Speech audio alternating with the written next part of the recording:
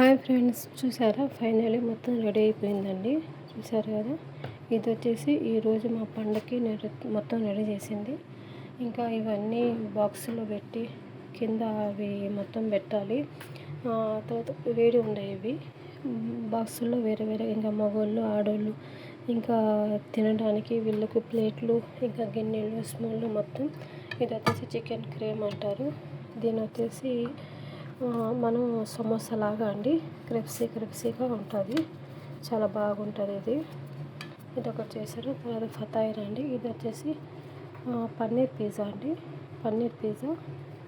ఇది ఇంకా అరబీ వాళ్ళు తినేది జాతరు ఇవన్నీ.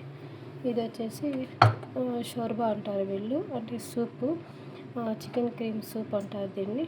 ఇది వచ్చేసి మటన్ ఉడకబెట్టాను కదా అవి.